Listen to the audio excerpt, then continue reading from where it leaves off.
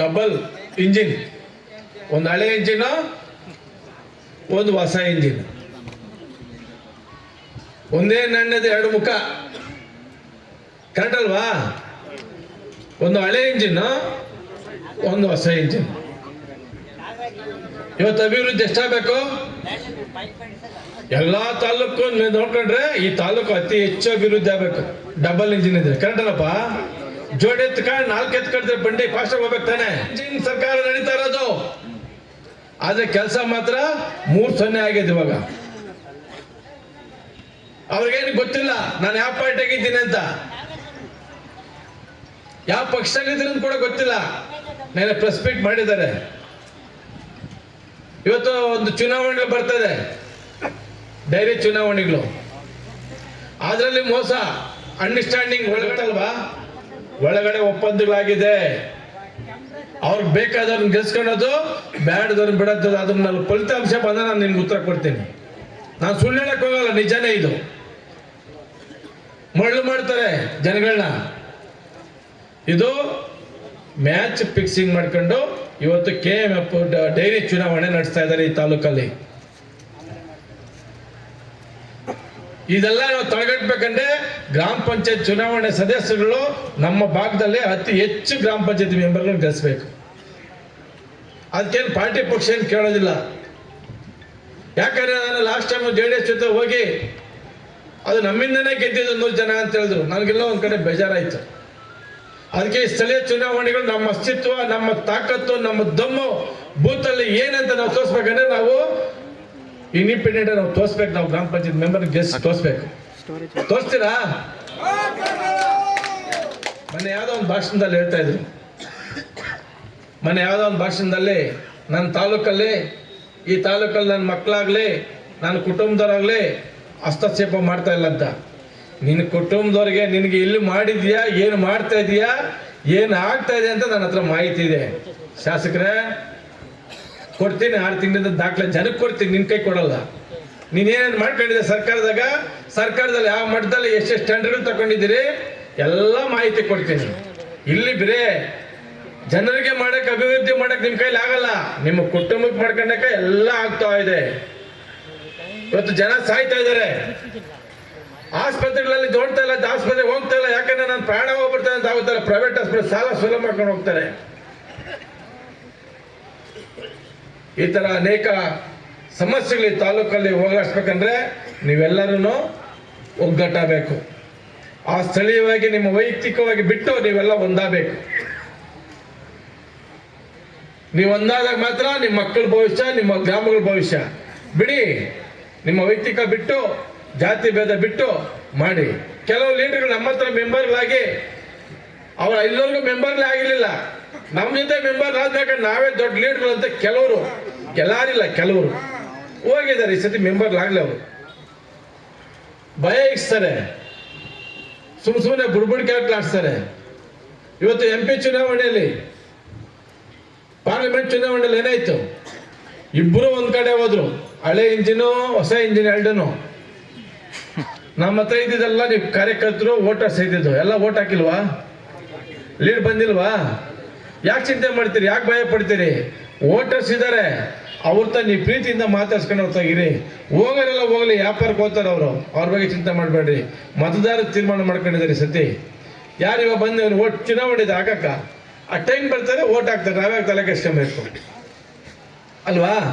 ಅವ್ರೇನೇ ಸುಳ್ಳು ಆಸೆಗಳು, ಸುಳ್ಳು ಭರವಸೆಗಳು ಕೊಡ್ತಾರೆ, ಅದಕ್ಕೆಲ್ಲ ಮರಳಕ್ಕೆ ಹೋಗ್ಬೇಡ್ರಿ. ಬೇರೆ ಸೀರೆ ಕೊಟ್ಬಿಟ್ರೆ ಅಭಿವೃದ್ಧಿ ಆಗ್ಬೇಡಲ್ಲ, ಕರೆಕ್ಟ್ ಅಲ್ವಾ? ಅಭಿವೃದ್ಧಿ ಮಾಡೋಂಥ ಕೆಲಸಗಳು ಜಾಸ್ತಿ ಇದೆ. ಈಗ ನಾವು ಹೇಳಿದ್ರೆ ಅವ್ರು ಎಚ್ಚೆತ್ಕೊಂತಾರೆ, ಹೇಳೋದು ಬೇಡ. ಅದಕ್ಕೆ ಹೇಳ್ತಾ ಇಲ್ಲ, ನಾನು ಹೇಳ್ತೀನಿ. 1 ವರ್ಷ 6 ತಿಂಗಳಿದ್ದಂಗೆ ಎಲ್ಲ ಹೇಳ್ತೀನಿ. ಇವಾಗ ಹೇಳಿದ್ರೆ ಅವ್ರು ಎಚ್ಚೆತ್ಕೊಂತಾರೆ. ಮಾಡೋಂಥದ್ದು ಕೆಲಸ ತಪ್ಪುಗಳನ್ನ ನಾವು ಎತ್ತಿ ತೋರ್ಸೋಣ ಅಂತ ಹೇಳ್ತಾ, ಏನು ಒಳ್ಳೆ ಕೆಲಸ ಮಾಡ್ತೀರಿ ಅದನ್ನ ಚರ್ಚೆ ಮಾಡಬೇಕು. ಅವ್ರೇನ್ ಮಾಡ್ತಾರೆ, ಕರಿಕಾಕಿನ ಇಲ್ಲ ಬಿಳಿ ಕಾಕಿ ಅಂತ ನಿಮ್ಗೆ ನಮಿಸ್ಬಿಡ್ತಾರೆ. ಕರಿಕಾಕಿನ ಬಿಳಿ ಕಾಕಿ ಮಾಡ್ತಾರೆ, ಬಿಳಿ ಕಾಕಿನ ಕರಿಕಾಕಿ ಮಾಡ್ತಾರೆ. ನೀವು ಅದಕ್ಕೆ ಉತ್ತರ ಕೊಡ್ಬೇಕು. ಕೂತಿರೋ ತಗ, ಅಂಗಡಿ ತಗ, ಮನೆ ತಗ, ಎಲ್ಲ ನಿಂತಾಗ ಮಾತಾಡೋಂಥರಾಗಬೇಕು. ನೀವು ಮಾತಾಡಿದ್ರೆ ನನಗೆ ಅರ್ಧ ಹೊಡ್ತ. ಧೈರ್ಯವಾಗಿ ಮಾತಾಡಬೇಕು. ಕೇಳ್ತಾರೆ ಆಗ್ತಾರ ಮೆಂಬರ್ ಚುನಾವಣೆಗೆ ಹೋದ್ ಸರಿ ಹಾಕಿದ್ರೆ ಈ ಸತಿ ಹಾಕಲ್ವಾ?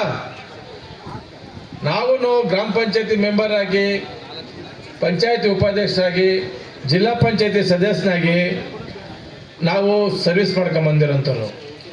ಏನೋ ನಿಮ್ಮದು ನಂದು ಮಿಸ್ಟೇಕ್ ಆಗಿದೆ, ಸೋಲು ಗೆಲುವು ಅದು ಚುನಾವಣೆ ಸಹಜ. ಅದು ಹಂಗನ್ಬಿಟ್ಟು ಸೋತಿದ ತಕ್ಷಣ ನಾವು ನರ್ವಸ್ ಆಗಬಾರ್ದು. ಇವತ್ತು ಏನು ಬಂದಿದೆ ನೀವೆಲ್ಲನೂ ಒಂದು 10 ಮನೆ ಕೂತ್ಕೊಂಡು ಅವ್ರನ್ನ ಮೋಟಿವೇಟ್ ಮಾಡಬೇಕು, ಭಯ ಪಡಬಾರ್ದು. ಕೆಲವ್ರು ಏನು ಮಾಡ್ತಾರೆ, ಕೆಂಪರಾಜಪ್ಪನ ಓಟ್ ಹಾಕ್ತೀನಿ ಇಲ್ಲಿ ಹೇಳಲ್ಲ, ಕೆಂಪರಾಜ್ ಓಟ್ ಹಾಕ್ತೀನಿ ಇಲ್ಲಿ ಹೇಳ್ತೀನಿ ಎದೆ ಒಳಗ, ಬಾಯಿ ಬಿಡಲ್ಲ. ಅದನ್ನ ಬಾಯಿ ಬಿಡಬೇಕು. ಯಾಕೆ ಬಾಯಿ ಬಿಡಬೇಕು ಅಂದ್ರೆ ಅಂತ ನಾನು ಶೋತ್ ಹೇಳಿದ್ದೀನಕ್ಕಾಗಿ ನಿಮ್ಮ ಮಕ್ಕಳ ಭವಿಷ್ಯಕ್ಕಾಗಿ, ನಿಮ್ಮ ಭವಿಷ್ಯಕ್ಕಾಗಿ. ನನ್ನ ಮಕ್ಕಳ ಭವಿಷ್ಯ ಏನಪ್ಪ ಮುಂದೆ. ಇವತ್ತು ಈ ಟೌನಲ್ಲಿ, ಇವತ್ತು ಹಳ್ಳಿಗಳಲ್ಲಿ ಸುಮಾರು 15ರಿಂದ 20,000 ಜನ ಸೈಟ್ ಇಲ್ಲ, ಮನೆ ಇಲ್ಲ, ಬಾಡಿಗೆ ಮನೆಯಲ್ಲಿ ವಾಸ ಮಾಡ್ತಾರೆ. ಅವ್ರ ಬಗ್ಗೆ ಚಿಂತೆನೇ ಇಲ್ಲ. ಇವತ್ತು ನಮ್ಮಂತರು ಗೆದ್ದನ್ನ ಹೋಗಿದ್ರೆ ನಿಮ್ಮ ಒಂದು ಓಟಿಂದ ಆ ಬಡವ್ರಿಗೆ ಮನೆ ಆಗಿರೋದು, ಸೂರಾಗಿರೋದು. ಎಲ್ಲಪ್ಪ 3 ವರ್ಷದಿಂದ ಒಂದು ಮನೆ ಕೊಟ್ಟಿರೋನಪ್ಪ, ಕೊಟ್ಟಿದ್ದಾರೆ ಮನೆ, ಒಂದು ಮನೆ ತೋರಿಸ್ಬಿಡ್ಲಿ. ನಾನಾದ್ರೂ ನನ್ಗೇನು ಗೆದ್ದಿಲ್ಲ, ನಾನು 3 ಮನೆ ಕಟ್ಕೊಟ್ಟಿದ್ದೀನಿ ತಾಲೂಕಲ್ಲಿ. ಎಷ್ಟು ಮನೆ? 3 ಮನೆ ಕಟ್ಕೊಟ್ಟಿದ್ದೀನಿ. ಇವ್ರೇನ್ ಮಾಡಿದ್ದಾರೆ? ಗೆದ್ದೂ ಒಂದು ಮನೆ ಕಟ್ಟಿಲ್ಲ. ಅವ್ರಿಗೆ ಸರ್ಕಾರದಿಂದ ಸಂಬಳ ಕೊಡ್ತದೆ.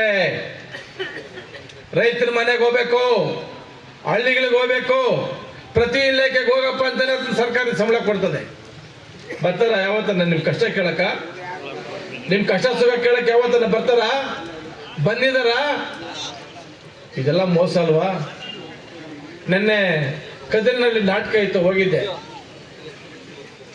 ಅಲ್ಲಿ ಸುಳ್ಳು ಭರವಸೆ, ನಾಟಕ ಕರೆದಿರಂತೆ, ಬಂದಿಲ್ಲ ಅಂತ ಹೇಳ್ಬೇಕಪ್ಪ. ಅವ್ರು ಯಾರು ಇನ್ನೊಬ್ಬರು ಹಿಂಬಾಲ್ಕ ಬಂದ್ಬಿಟ್ಟು CM ಕರೆದ್ಬಿಟ್ಟು ಅರ್ಜೆಂಟಾಗಿ. CM ಎಲ್ಲವ್ರೆ? ಬೆಳಗಾಮಲ್ಲ ಇಲ್ಲ ಇದ್ದಾರೆ, ಹಾವೇರಿನಾಗ ಅವ್ರೆ CM. ಎಷ್ಟು ಸುಳ್ಳು ಹೇಳ್ತಾರೆ ಲೆಕ್ಕ ಹಾಕಿ. ಇದು ಒಂದೇ ಉದಾಹರಣೆ. ರಾತ್ರಿ ನಡೆದಿರೋದು ಇದು, ರಾತ್ರಿ ನಡೆದಿರೋದು. ಬೆಳಗಾವಲ್ಲಿ ಇದ್ದಾರೆ,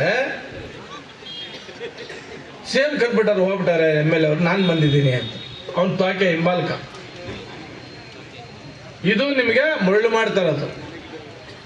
ಅವ್ರು ಎಷ್ಟನ್ನ ಇಟ್ಕೊಂಡಿರಿ, ಅವ್ರು ಎಷ್ಟು ಕೋಟಿ ಇಟ್ಕೊಂಡಿದ್ದೀರಿ, ನಮ್ಗೇನಾಗಬೇಕು ಹೇಳ್ತಾರೆ ಅವ್ರು. ಇವಾಗ ನನ್ನ ಹತ್ರ ದುಡ್ಡು ಐತಪ್ಪ, ನಿಮ್ಗೇನು ಪ್ರಯೋಜನ?